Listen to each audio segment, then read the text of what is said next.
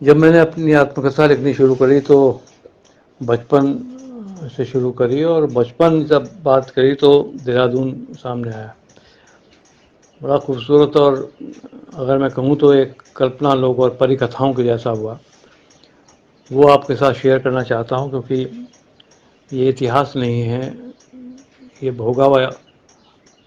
भोगी भी कल्पना है, जी हुई कल्पना है। और एक मित्र ने हमारे कहा था कि राजाओं का और लड़ाइयों का तो इतिहास लिखा गया, लेकिन सामान्य लोगों का सामाजिक इतिहास नहीं लिखा गया। उसी को केंद्र मानकर मैंने ये किताब लिखी है, और इसमें आपको देहरादून की सैर कराते हैं कुछ ऐसे अनछुए पहलों से जो आपको आश्चर्य हो जाएगा कि क्या ये देहरादून ऐसा ही है था किसी ज़माने में। तो आइए चलते हैं उस देहरादून की तरफ। देहरादून में हमने किसी भी मकान में बाउंड्री वॉल नहीं देखी, हमने कहीं भी दीवारें नहीं देखी घरों में। चाहे वो एम एन रॉय का मकान हो, चाहे भगवत शरण उपाध्याय का मकान हो, चाहे कुर्तुलन हैदर का मकान हो, चाहे जोहरा सहगल का मकान हो, ऐसे बहुत लोगों के जो मकान हैं उनमें हमने झाड़ियाँ देखी, बाउंड्री वॉल नहीं देखी। और इतनी घनी झाड़ियाँ थीं जिसमें लोग कोई भी पार नहीं उतर सकता था। ये फ्लेवर था इस शहर का, ग्रीन हेजेस और ग्रे हेयर्स का शहर जो कहा जाता था, क्योंकि शांति की बात थी। और घरों के बाहर नहरें बहुत थीं, बहता हुआ पानी नज़र आता था तो एक बड़ा सुख देता था।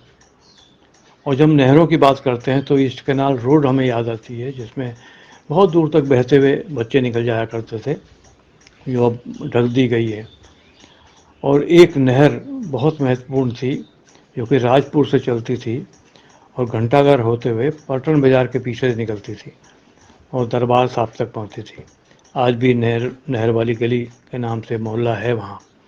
तो नहरें बहुत प्रसिद्ध रही हैं। और किस तरह का एक माहौल था उसमें, अगर मैं छोटा सा संस्मरण आपको बता दूं तो शायद आपको जल्दी समझ आ जाए। आम लीची हमने कभी खरीद के नहीं खाए। ये इतने ज़्यादा पेड़ होते थे, इतने ज़्यादा फल होते थे कि हमने कभी उसे खरीद कर नहीं खाया। और ये इंतज़ार रहते थे कि आज खड़क बहादुर की माता जी तुलसा देवी आएंगी और पूरा झोला भर के लीचियाँ लाएंगी। आज बुआ जी आएंगी, आज बद्रीपुर से ताई जी आएंगी। ये एक हमारा उत्सव की तरह से होता था, और ये लगातार आती थी। हमने कभी ख़रीद कर खाया नहीं, वो कंसेप्ट ही नहीं था देहरादून में। और ये अपनापन और ये लगाव देहरादून की विशेषता रही। यही परिदृश्य है देहरादून का। और एक जगह हमारे यहाँ एक बार गोष्ठी हो रही थी, तो जैसे पार्टी होती है, चाय वाय पीते हैं लोग, तो उस तरह की पार्टी हमने बहुत कम देखी। एक लोहे की बड़ी बाल्टी हुआ करती थी, उसमें हमारे पेड़ के जो फल थे वो टपकते थे, वो इकट्ठे कर लिए जाते थे और सब लोग वहाँ पर आपस में बैठ के और वो फल खाते थे, ठहाके लगाते थे, बातें करते थे और हाथ धो लेते थे जो नहर जा रही होती थी। और आश्चर्य की बात है, उसमें कौन कौन लोग हुआ करते थे। उसमें नरदेव शास्त्री हुआ करते थे, उसमें महावीर त्यागी हुआ करते थे, उसमें ऐसे बहुत सारे लोग हुआ करते थे।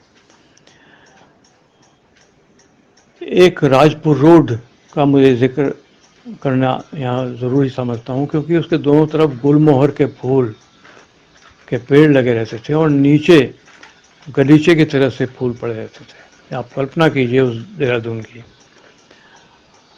और पैदल चलने में थकान नहीं हुआ करती थी, क्योंकि इतना अच्छा माहौल था, इतना अच्छा वातावरण था। आवागमन के कोई साधन तो यहाँ नहीं थे, और था तो सिर्फ तांगा था।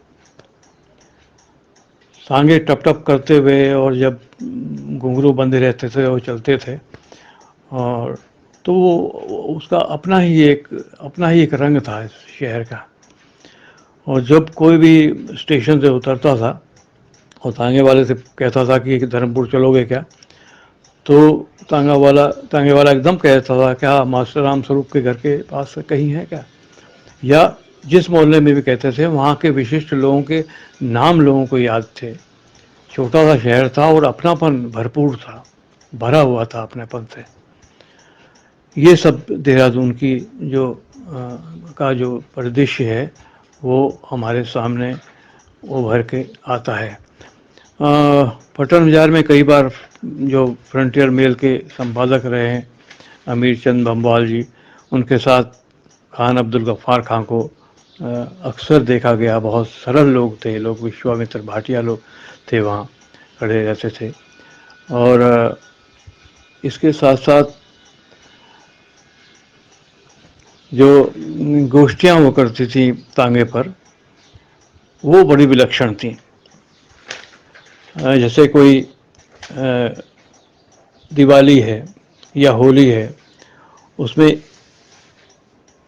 श्री राम शर्मा प्रेम जो है वो एक दिन भर के लिए एक तांगा करते थे और वो सूचना पहले पहुंचा देते थे कि भाई हम आ रहे हैं, गुजिया वुजिया तैयार रखना।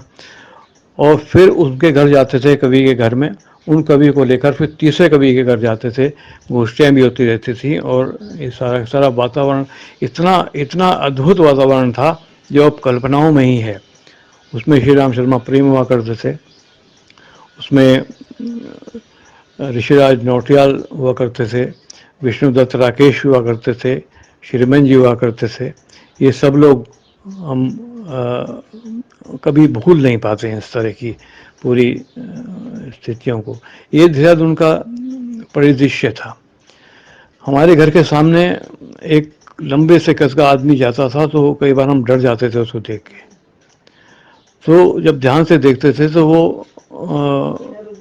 बहुत ही ऐसा व्यक्ति था जो फिल्मों में खलनायक की तरह लगता था और वास्तव में वो केएन सिंह थे। केएन सिंह वहाँ हमारे घर के सामने घूमते रहते थे, उनका घर था वहाँ पर। केएन सिंह बहुत ही विशिष्ट व्यक्ति रहे हैं। लोग और वातावरण और वो सारी सारी जो पर्यावरणीय चीज़ें थीं, वो सारी देहरादून को समृद्ध बनाती थी। एक तालाब का जिक्र ज़रूर करना चाहेंगे क्योंकि एक तालाब था, हमें पैदल जाना होता था जोगीवाला से, और पैदल जाते थे हम लोग, बहन भाई सब लोग। तो नहर बगल में थी और बासमती के चावल बड़ी खुशबू आती थी वहाँ पर। और वो खुशबू बसी हुई है आज भी देहरादून की पहचान में। वहाँ एक तालाब था जिसमें कमल खिले रहते थे, बत्तखें उसमें थी, बगुले थे और तरह तरह के पशु पक्षी थे। पक्षी बहुत थे यहाँ पर, चिड़िया बहुत थी यहाँ पर। और इसके अलावा चिड़ियों के अलावा यहाँ पर फलों के बहुत पेड़ विभिन्न प्रजातियों के होते थे। चिलगोज़ा होता था यहाँ। और बस बाकी इसके अलावा जो देहरादून है, देहरादून में एक समय के बाद 4 या 5 बजे के बाद जो है वो आप एक सीमा के बाद जाते नहीं थे और जंगल हुआ करता था बिल्कुल। क्योंकि हम नेहरू कॉलोनी तो थी नहीं, जमुना कॉलोनी भी नहीं थी, इस तरफ 4 या 5 बजे के बाद लोग आते ही नहीं थे। एक छोटा सा बहुत खूबसूरत शहर ये हुआ करता था, ये वैली बहुत खूबसूरत हुआ करती थी। और चीकू, प्लम, चिलगोज़े और बहुत सारी चीज़ें हुआ, चंपा, बांस। तो इस तरह के देहरादून का जब दृश्य हम किसी के सामने प्रस्तुत करते हैं तो वो एक बार को कल्पना नहीं करता।